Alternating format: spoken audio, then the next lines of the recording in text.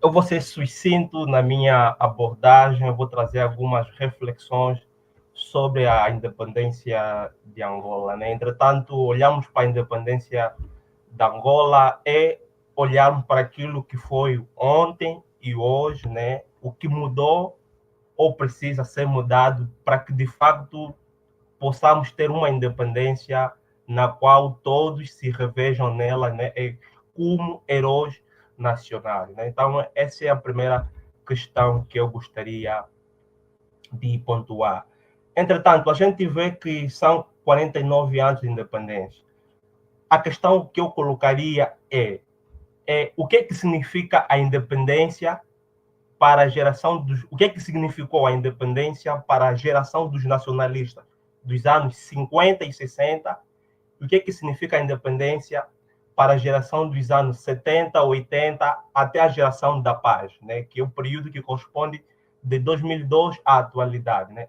Essa é a questão que eu depois gostaria de problematizar com os colegas do painel, né? E com os telespectadores que estão a nos assistir, para que, de fato, possam colocar suas questões, visto que estamos num formato de podcast.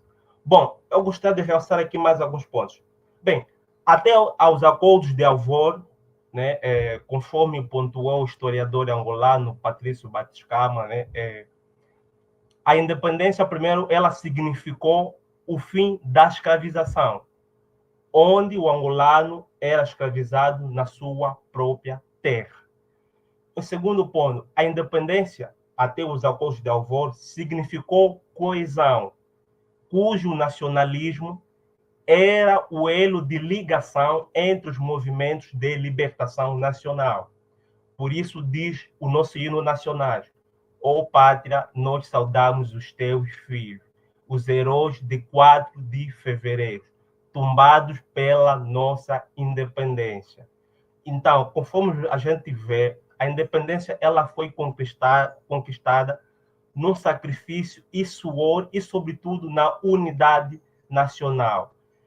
Entretanto, conquistada a independência a 11 de novembro de 1975, até a esta data, a independência ela passa a ter um outro significado. Quais são estes significados? Um deles, primeiro, estava a transmissão de poder aos movimentos de libertação nacional. Por quê? A transmissão de poder aos movimentos de libertação nacional foi o elo que faz com que em Angola se desencadeasse uma guerra civil. Entretanto, o acordo de Alvor dizia que Angola deveria formar um governo de transição entre os movimentos de libertação, para posteriormente realizarmos, então, assim, eleições em que o povo ia eleger um único representante legítimo do povo angolano. Entretanto, esse acordo de Alvor não foi cumprido por nenhum dos integrantes, né, dos movimentos nacionalistas, né?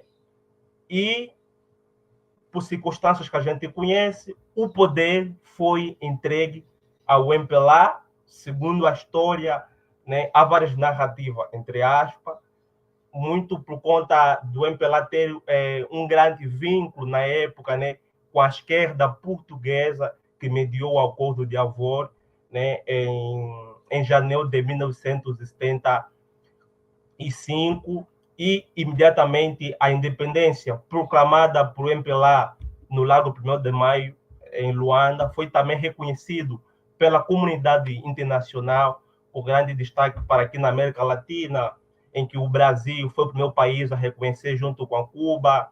Depois temos alguns países na Europa, excepto o Azerbaijão, se eu não me engano. Em África, quase todos os países reconheceram a independência proclamada por MPLA. E, a partir desse momento, o país entrou em um conflito armado em que nos matávamos, e esse conflito destruiu várias infraestruturas, né? E dizia então Jonas Savimbi: afinal somos todos filhos da mesma pátria, mas as ideologias político-partidárias fizeram com que a luta pela independência, que era por fim a colonização portuguesa, transcendesse para uma guerra civil que durou cerca de 30 anos. Então, esse é um outro significado que a independência representou. Bom, depois desta guerra civil, né, temos um segundo momento, que são os acordos de Bicesse, certo? Os acordos de Bicesse tinham como propósito pôr fim ao conflito armado que começou no Acordo de Alvor em 1975.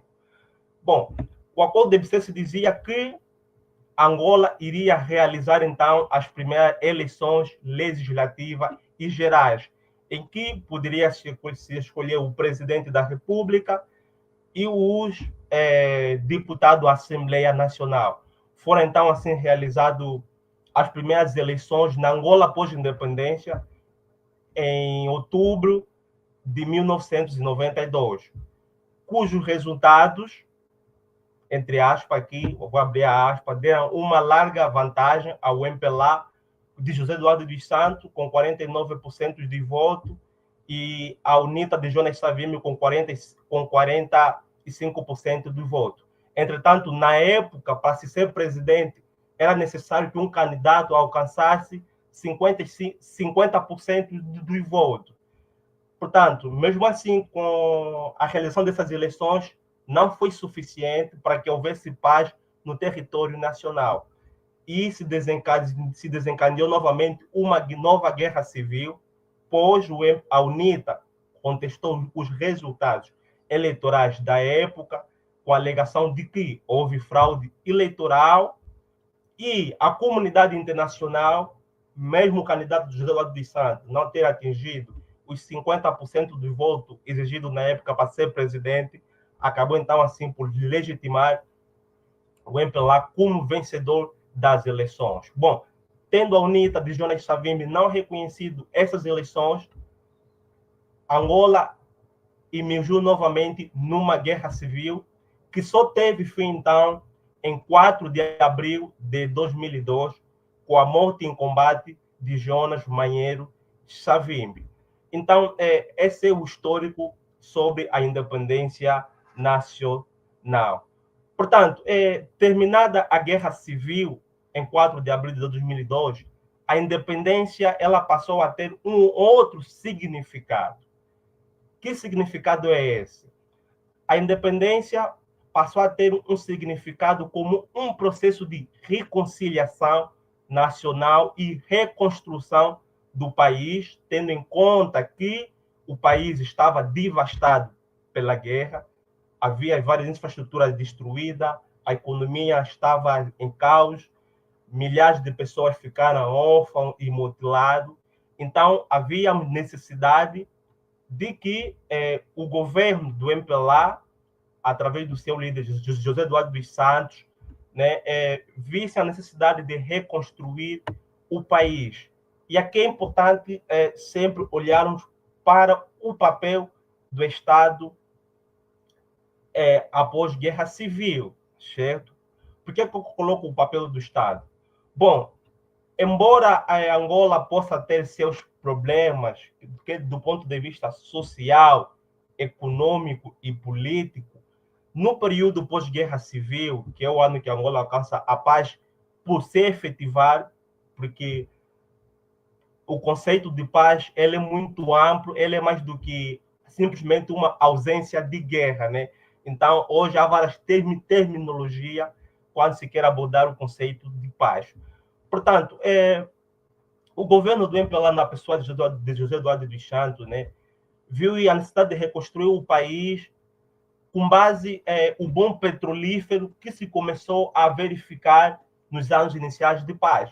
Estou aqui a falar essencialmente dos primeiros 6 anos, né, de paz, isto é, 2002 a 2008, Angola experimentou um boom econômico em que a economia nacional, de acordo com dados do Banco Nacional de Angola, né, cresceram em torno de 9, 10, até mesmo 11 dígitos, e esse boom econômico fez com que, por exemplo, em Angola, não diria criasse política pública, né, mas se criassem iniciativa de promoção de desenvolvimento social e econômico de Cabinda ao Cunene e do mar ao leste. Portanto, essas iniciativas que foram se promovendo nos primeiros 6, 8 anos iniciais de paz, fez com que boa parte da população tivesse um consumo em grande massa no mercado interno. Então, a gente observava que, nesse período do boom econômico, 2002 a 2014, a 2012, a 2013, sucessivamente, né, várias famílias tinham posse de comprar bens materiais, como geladeira, TV, etc. Né? Então, tudo isso são fruto da conquista da independência. Entretanto, a grande questão que se coloca hoje é que a independência nacional, e que culminou com o alcance da guerra civil e sucessivamente o alcance da paz, ela não foi em si suficiente para que houvesse na República de Angola uma reconciliação efetiva entre os partidos políticos que dominam um cenário angolano. Que estou a falar concretamente do MPLA e da UNITA. Portanto, na minha maneira de ver as coisas, eu penso que a grande problemática em torno desses 49 anos de independência e 22 anos de paz continua a ser o processo de reconciliação que não é efetivo. Então, na Angola, pós-guerra civil, nós temos irmãos e indivíduos, por exemplo, que são separados pelas ideologias político-partidárias. Simplesmente pelo fato de eu ser da UNITA, eu não me falo com meu irmão por ser do MPLA. Para piorar a esta situação, hoje em dia tem-se a ideia de que, por exemplo, quem defende o MPLA, né, ele é visto num termo mais comum, no senso comum angolano, como bajulador, certo? Estando certo ou errado. E quem defende a UNITA, hoje ele é visto como um indivíduo, aqui me foge o termo, mas que estaria ao lado da verdade. E aqui eu penso que as coisas não deveriam serem assim. Então, eu penso que a reconciliação deveria permitir com que os angolanos debatessem questões políticas, econômicas e sociais que refletissem a todos eles. E aqui começaria por valorizarmos os heróis nacionais. Os nossos heróis nacionais, nomeadamente Agostinho Neto, Ordem Roberto, Jonas Savimbi, entre outros, devem ser heróis de todos os angolanos.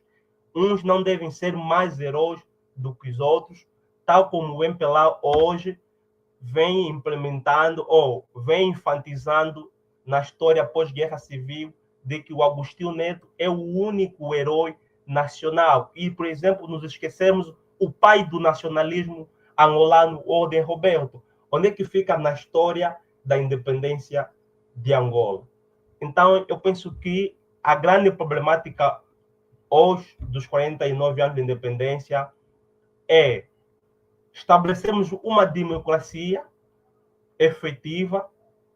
Em segundo, passa por um processo de reconciliação nacional genuíno para que a gente possa ter um desenvolvimento inclusivo em que todos os angolanos de Cabinda ao Cunene se revejam nela como angolano. E aqui quero fazer uma grande chamada de atenção para os historiadores angolanos.